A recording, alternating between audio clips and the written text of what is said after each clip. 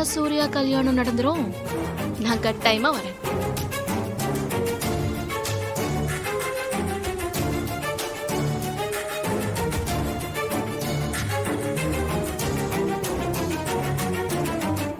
ஹாசினி, நீ போய் நம்ம பரம்பரை நகைங்களை எல்லாம் கொண்டு வாமா.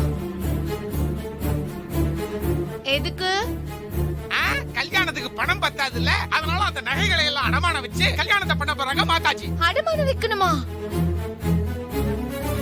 சங்கரபாண்டி, நீ கொஞ்சம் அமைதியா இரு. நகையை அடகெல்லாம் வைக்கல. இந்த வீட்டுக்கு மருமகளா வரப்போற புஷ்பாவுக்கு பரம்பரை நகைகளை போட்டு பார்க்கணும்.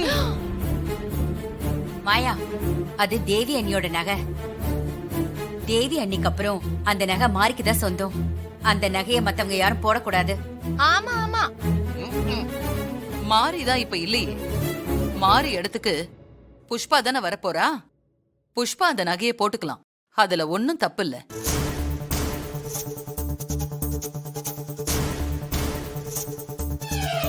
பாண்டி, மாதாஜி நீ போய் நகைப்பெட்டியை கொண்டு வா.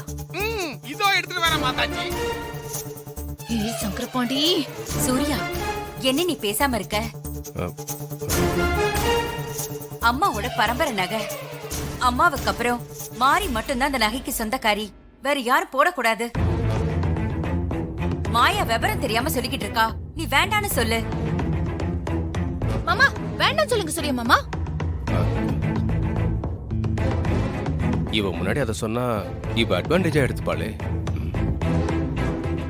நகை போடாமலேயே இங்க புதுசா அழகா இருக்கும். நகையை மட்டும் போட்டுட்டா கேட்கவே வேண்டாம்.